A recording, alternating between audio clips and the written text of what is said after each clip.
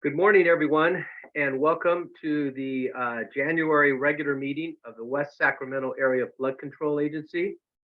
I'll remind everyone pursuant to Government Code 54953 as amended by Assembly Bill 361, and due to the state of the emergency declared by the governor on March 4th, 2020, members of West Sacramento Area Flood Control Agent and staff will participate in this meeting via video teleconference to reduce the spread of COVID-19.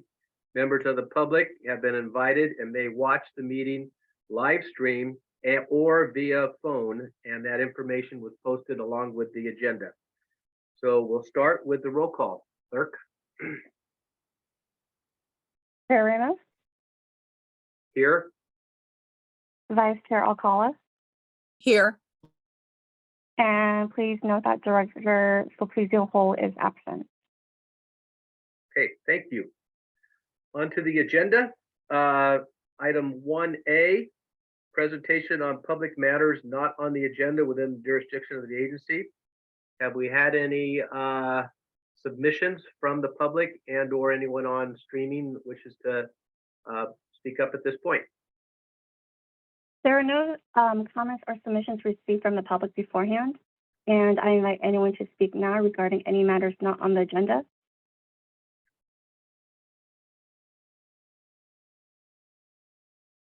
Not seeing anyone speak up or raise their hand, we will move on to item 1B, report out on closed session. Good morning, Chair Ramos. The board met in closed session on the one item listed on the closed session agenda for an update and took no reportable action. Okay, thank you. Item 1C, monthly and year-to-date revenue and expenses report. Good morning, board members and staff. I will be reporting out on revenue and expenditures for the month of November 2022. In Fund 870, the beginning balance was approximately $3.84 million. The agency received $45,000, with the majority coming from special tax assessments. Expenditures totaled $26,000, making the ending position for Fund 870 $3.86 million. In our CIP Fund 871, the beginning balance was $6.83 million. There was no revenue. Expenditures totaled $469,000, and the ending position for Fund 871 was $6.36 million. At the end of the month, the combined cash position was $10.22 million, and as of January 10th of this year, the position was at $9.22 million. So in early January, the agency did wire a settlement amount to the Silva Gates Construction Company in an amount of $875,000. So that is why there's a sudden decrease in our cash position. But other than that, we're just doing our normal professional services for geotechnical and surveying and whatnot. And so that's why it went down $1 million. With that, I conclude my report. Please let me know if you have any questions. Any questions from the board? None, thank you. I'll ask one. Well, no, I just got the answer back. I was going to say, does the settlement of that claim allow us to proceed with closing the Southport Levee project? But now I remember we have another one to go. So We have one more, yeah. So, okay, thank you very, very much for the report, Jen. The consent agenda, 2 items, the resolution setting up the COVID remote meeting access, and approval of both our November 17th, 2022 meeting and December 30th, 2022 special meeting minutes. And if you reviewed them, I have, and I'd like to make a motion that we approve the minutes as presented. Second, Alcala. It's been moved by myself and seconded by Vice Chair Alcala. Would the clerk please take the roll? Vice Chair Alcala, Aye. Chair Ramos, Aye. and it passes. Thank you. Okay, thank you. On the regular agenda, item 4A, WSAFCA project updates. Thank you, Chair Ramos and board members. Not a whole lot to report. I'll talk a little bit about the last, well, since the board met, obviously there's been a series of storms that have come through. Staff participated with the city and RD 900 in some of the EOC activities, monitoring river levels, primarily from our perspective, monitoring river levels, forecasts and things like that, how our levees are holding up, you know, how close to monitor stage did we get, how close to flood stage did we get. And I'll just point out that flood stage, you know, as listed on the state's website is a misnomer. It doesn't mean that things are flooding. It just means it's that much closer or higher up the levee. And our levee system handled everything really well. There was one slip, well, actually two small slips on the Deepwater Ship Channel East levee. Very, very similar to what that levee incurred in the 2017 storms. So that levee, which by the way is a super robust, it's about 200 to 300 feet wide at the crown of the Deepwater Ship Channel East levee. And then there's also a waterside seepage berm along the Deepwater Ship Channel. And oh, by the way, the Deepwater Ship Channel water level is, you know, doesn't rise and fall like the rivers do with precipitation. So that it's really far down in comparison to the levee. That levee and its height was originally constructed prior to the Deepwater Ship Channel. And so its height and robustness is meant for the full flows of the Yolo bypass. So anyways, it's a very robust levee. It's for its purpose now, it's kind of overkill. So anyways, not a concern that the slump is there. And it occurred basically because there's clay rich mixture on the slopes of the levee, which doesn't drain very well. So when it gets super saturated from all of the continuous rains, it gets very heavy. And then under its own weight, it can tend to slip or slump down the slope a bit. City staff helped RD 900 to tarp the areas. I think it slumped about 4 or 5 feet. Again, not a big deal. In fact, so it's tarped to prevent it from getting any worse. I think the city has already put out a message to the public, just letting them know in case they see, you know, the tarps over there, that there's no concern from a levee safety standpoint. And then I don't believe that RD 900, that there's a need for RD 900 to do any repair. And we'll likely wait, as we did with the slump that occurred a little bit farther north along that levee in 2017. We'll wait for the repair that the Corps is going to do in 4 or 5 years to bring that all back into the proper slope with proper material. So any questions on that before I move on to the stuff in the report? No, thank you. I'm good. Okay. Activities supporting the federal project have been on pause through these storms. Our partners have all been sort of many of them have been reassigned and are still working some of the issues in the state related to the storms and flooding and recovery. But we are ramping back up. The geotechnical explorations are going to continue, and Paul can correct me if I'm wrong, within the next week or two along the Sacramento River West-North levee. And as the board is aware, we approved I'll report out to the board that we approved an amendment within the contingency and authority granted to myself as the general manager. We approved an amendment to raise contract. They're doing the surveying as the Corps requested an update to the bathymetry surveys for identifying any areas that of erosion along the Sacramento River. So that amendment was just executed yesterday, and so Ray's going to move forward with doing that survey, that additional survey work, and it's still well within the scope of the limits of our contract with Ray that the board approved. Also, the Corps, our PM, Brian Lake, who's been with our program since probably 2013, I'd say, maybe even 2012. He took over on our program and helped get our GRR all the way up to the Civil Works Review Board and off, through authorization. And he's been our PM through all the PED, and now that we're in construction, he has left the Corps. His last day with the district was last Friday, and so we have a new PM. His name is Heath Kirkwood.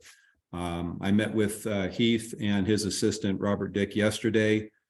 He's been with the district for about 8 years. He's worked his way up the ranks relatively quickly to become a senior program manager.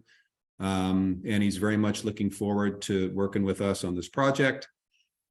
He seems competent. He's been briefed and knew quite a bit about where we are in our project, what our near-term goals and objectives are, primarily to get to construction, this year on the Yolo Bypass East Levee South increment. And to be ready possibly later this year to go to construction on Yolo Bypass East Levee North segment, or first thing in 24. He was also aware of some of the other reaches that there's been discussion about maybe advancing earlier in the schedule while the Corps is in design on Sac River North, which is going to be broken into multiple segments and likely take some time to design, given all of the bridges and courtyards and other things that are, kind of in the way, if you will. So we've talked about advancing like the Stone Lock reach and the Training Dike reach off of the Sac bypass. So he was aware of all of those possibilities. And so we just reconfirmed, where we are and again, short-term, long-term goals. He's got the PDT meetings rescheduled and the leadership board meeting rescheduled with the Corps. So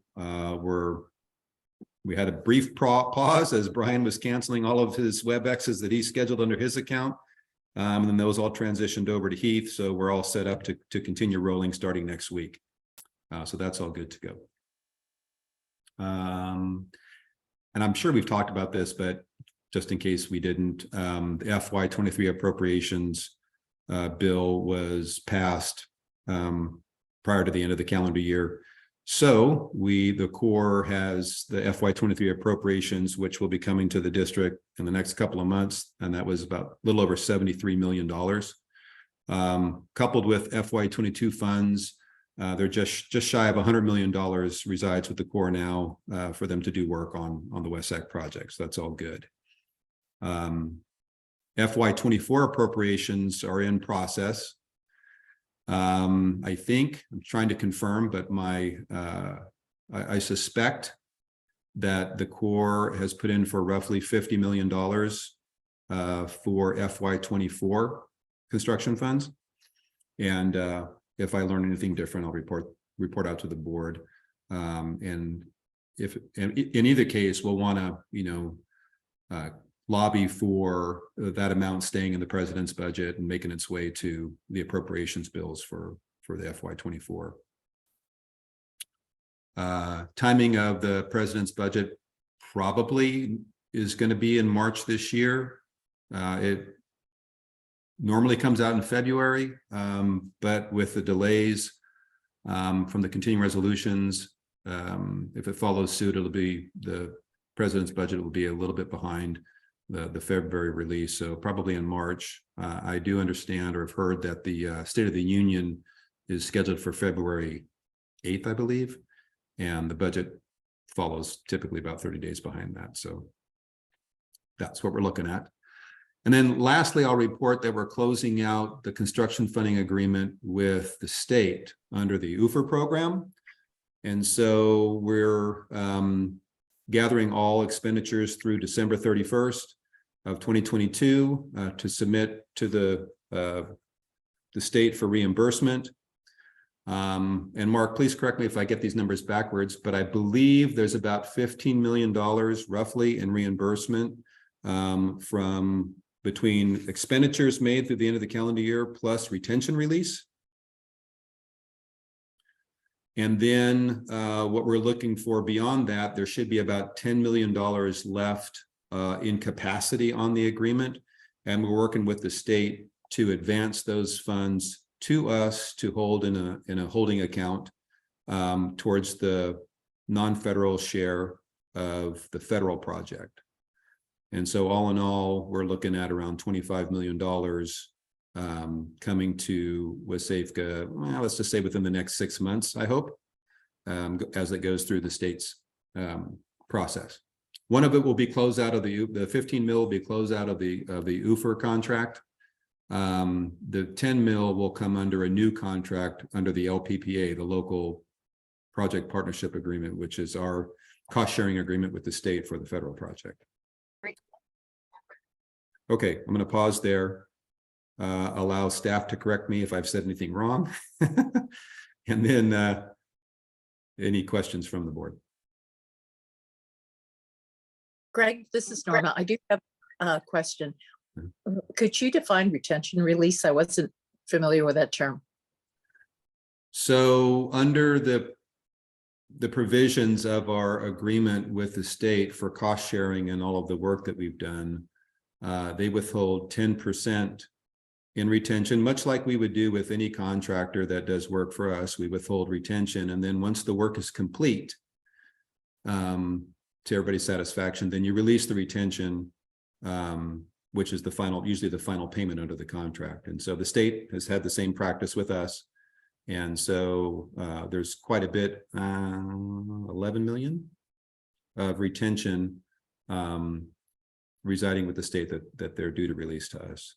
Okay, so that's usually mandatory. It's sort of like a build-up fund, and then they release it back to you when it's completed, correct? Yeah, so they withhold 10% of every payment.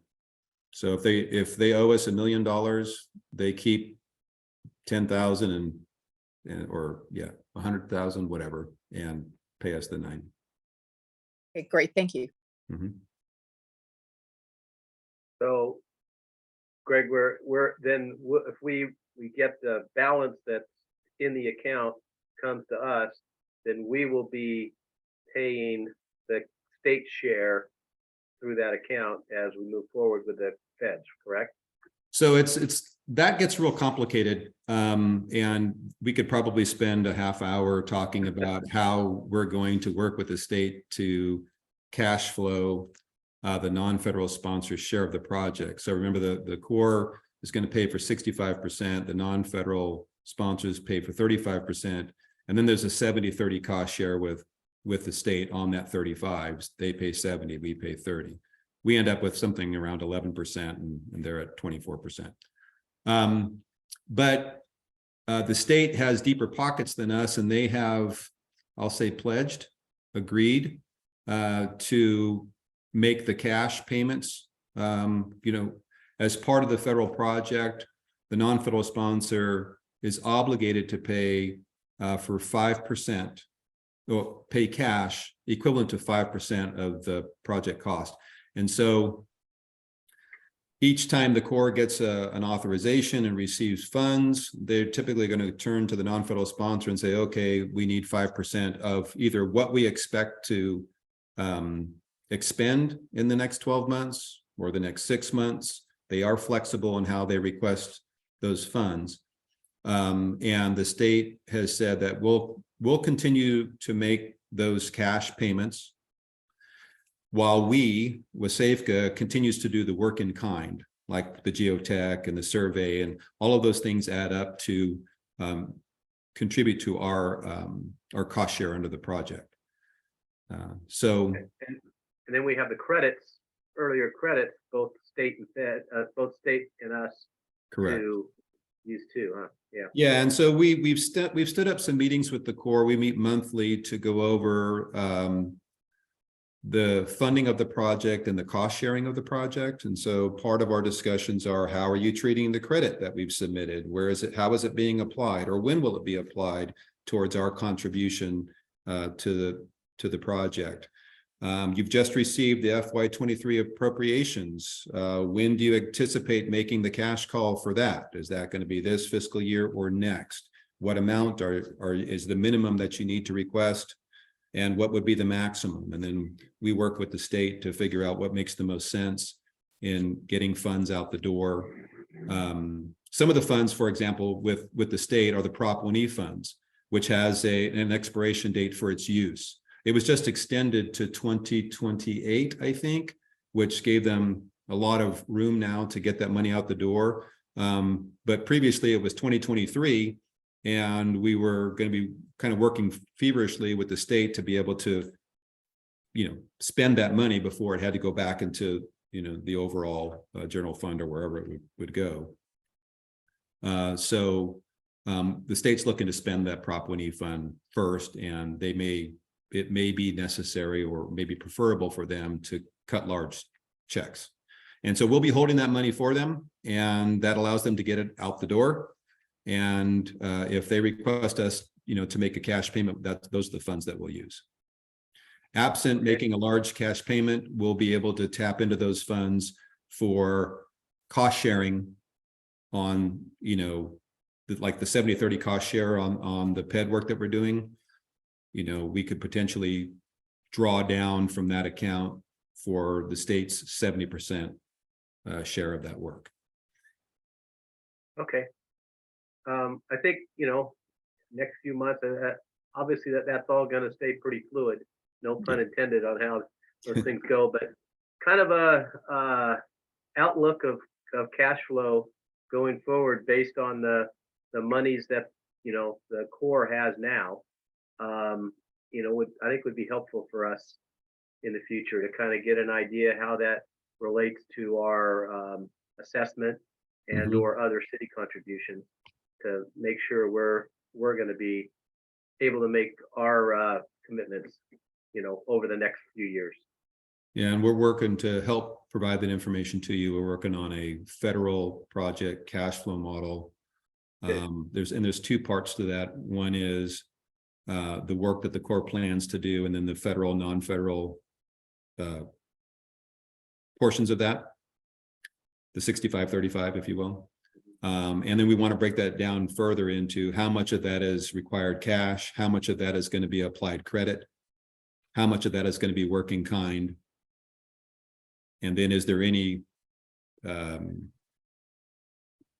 beyond that we would need to contribute in the form of cash, right? So if there's not enough work in kind and we cut our 5% check, have we paid enough?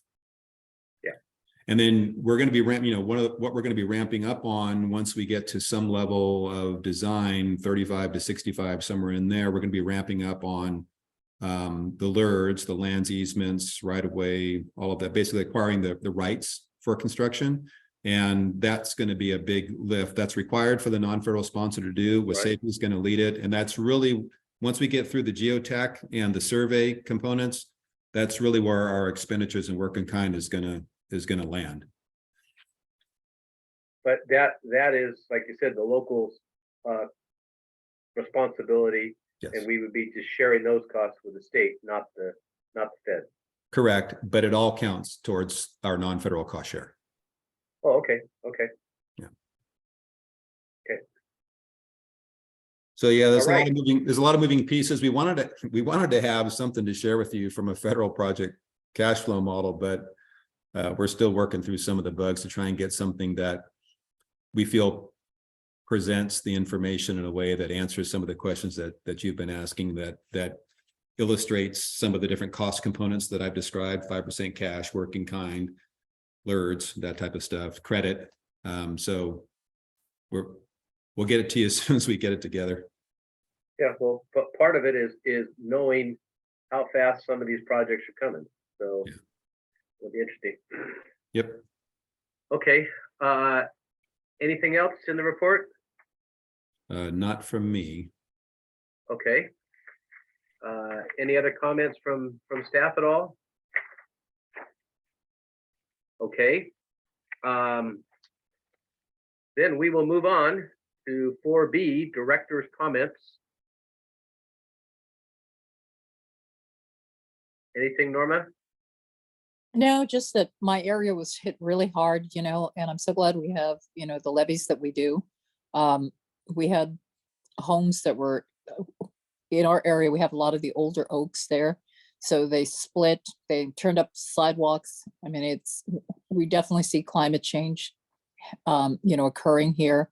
And we have a lot of older folks in my area. So I'm just glad, that we have taken the precautions that we have. I think it's also going to have to be part of a partnership with our community, making sure those storm drains are cleared and stuff, so that it doesn't exacerbate, the situation. And this wasn't, the once in a lifetime storm. I think we're going to continue to see this year after year. That's about it. Thanks. Yep, we seem to been having storms like this every 5 to 10 years since I've lived here. So the climate does continue to change. I'll agree with you on that.